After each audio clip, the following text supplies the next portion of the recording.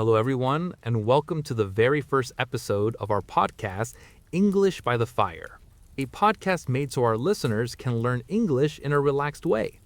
It's perfect to listen to while you cook or do other activities.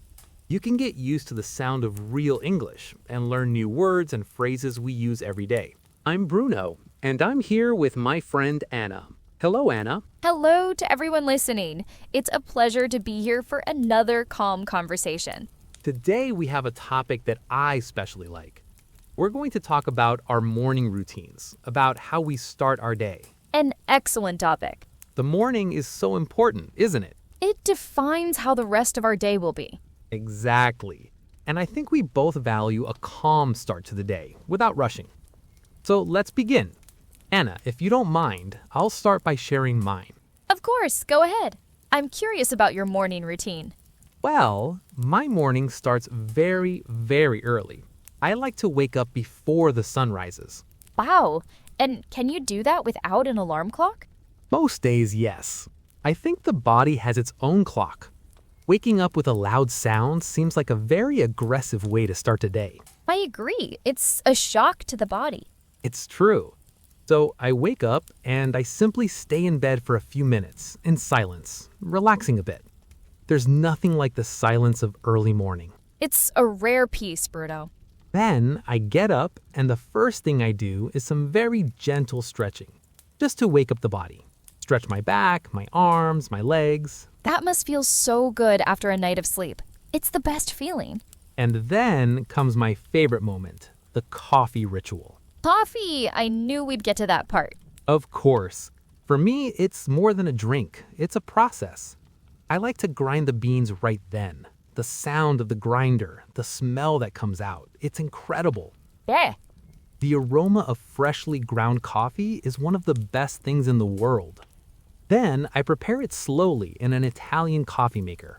The sound of the water boiling and the coffee rising, it's the soundtrack of my morning.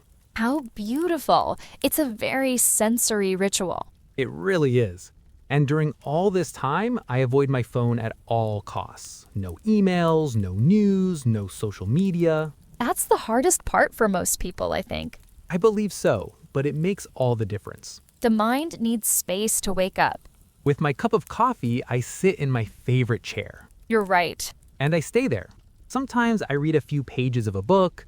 Other times I write in a notebook. Without a goal, just thoughts that come up. That sounds so peaceful. And breakfast?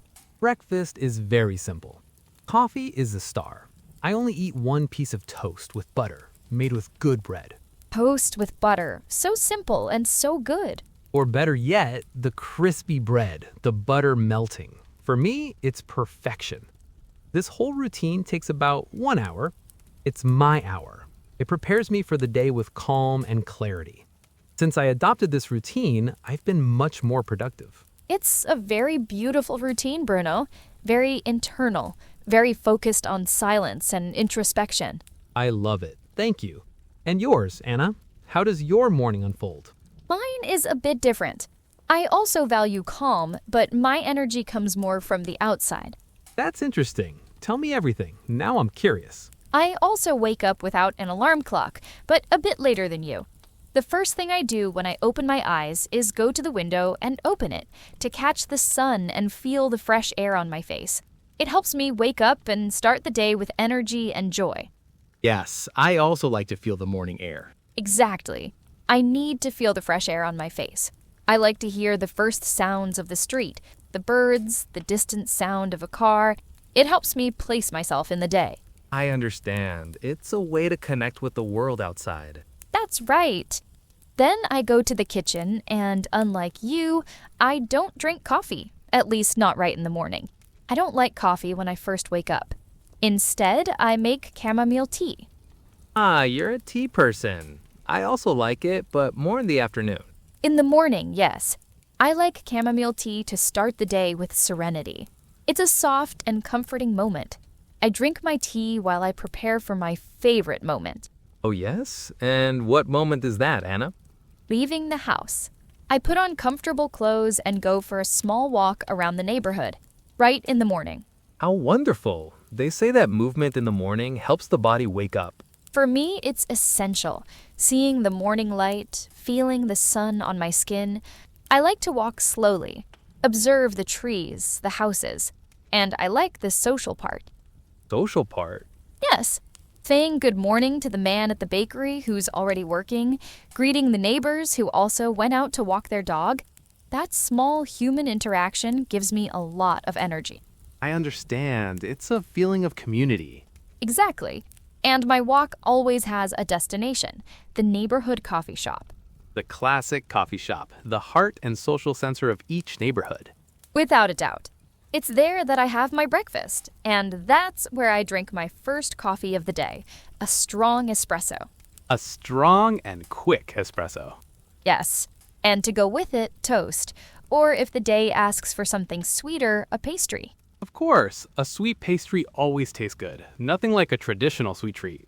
Yes, I like to sit at a table, drink my coffee slowly, and watch the movement. People going to work, the conversations. It's my way of meditating. Interesting.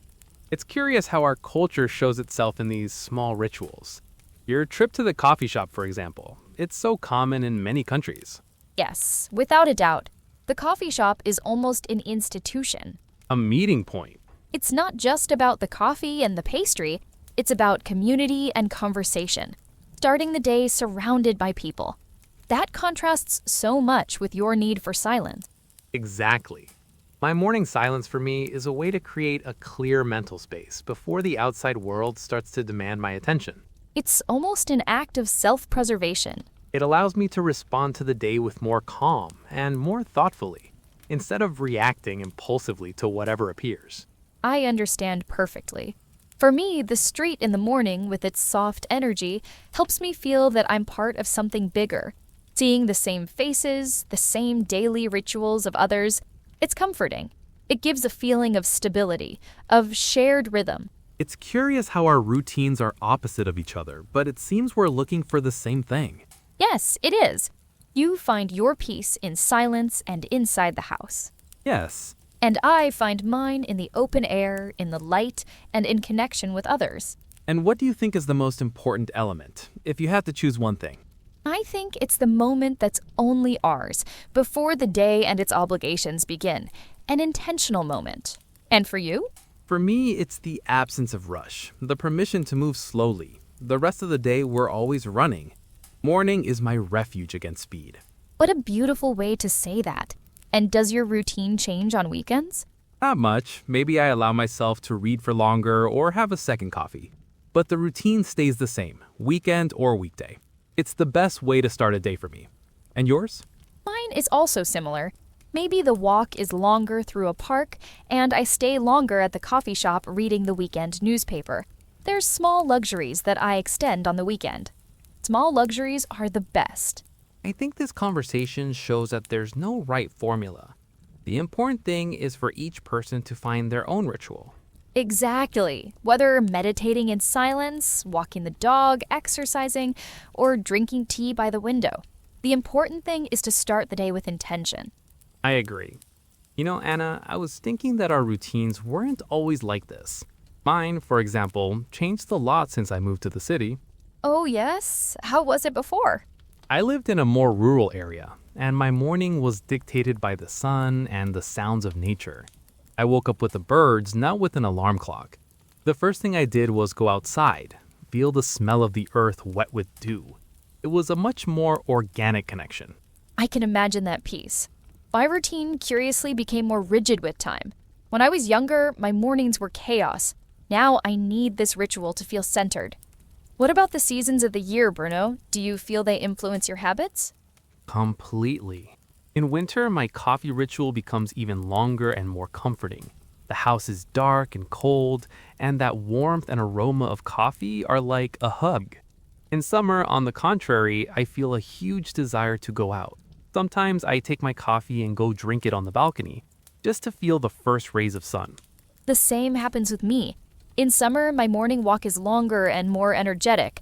In winter, it's shorter, and I feel like going back quickly to the warmth of the cafe and to conversation with neighbors. I remember one time when my routine was completely interrupted. The electricity went out during the night. I woke up and the house was in a strange silence, without the usual buzzing of appliances.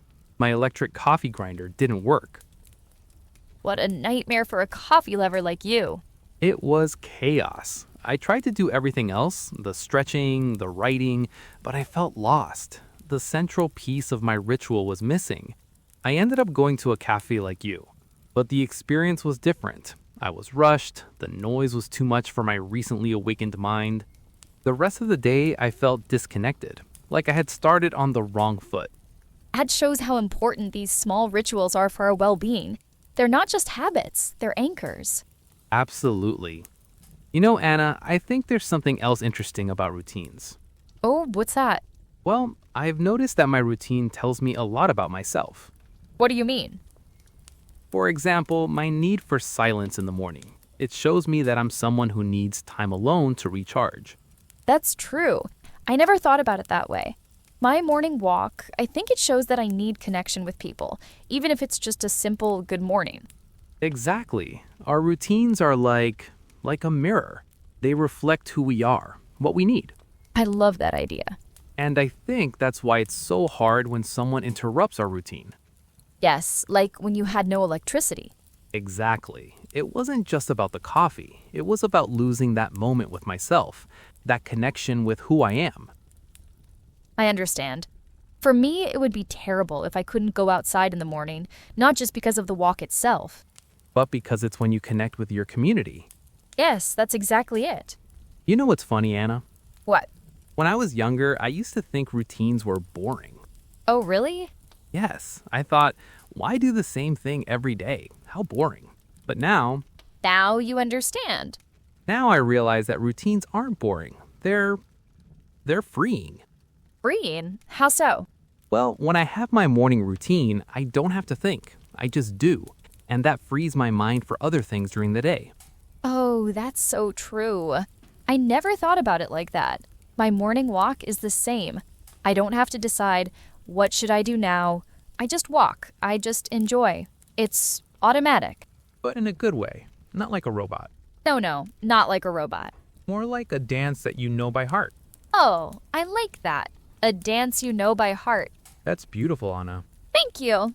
So, dear listeners, if you're enjoying this conversation about daily routines, please take a moment to like this video. Yes, and don't forget to subscribe to our channel, English by the Fire. We'll have many more calm conversations like this one. Perfect for learning English while you relax. Now, where were we? We were talking about routines as a dance. Yes. You know, Bruno, I think there's one more thing we should mention. What's that? Well, routines can also change. They should change. What do you mean? I mean, we shouldn't be afraid to change our routine if it stops serving us. That's a good point. Like, if your morning coffee ritual starts to stress you instead of relaxing you, then maybe it's time to change it. Exactly. The routine should serve you. You shouldn't serve the routine. That's very wise, Anna. Thank you. I learned that the hard way. Oh, really? What happened? Well, when I first moved to the city, I tried to keep the exact same routine from the countryside. And it didn't work. I was stressed every morning, trying to hear birds that weren't there, looking for nature that didn't exist.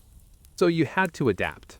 Yes, I had to create a new routine, one that fit my new life. And now? Now, my morning walk and coffee shop visit, they give me the same peace that the countryside gave me. Just in a different way. I love that. It shows that we can find peace anywhere. We just have to be open to it. Exactly. So, Bruno, what would you say to someone listening who doesn't have a morning routine? Good question. I would say start small. Don't try to create a perfect 1-hour routine like mine.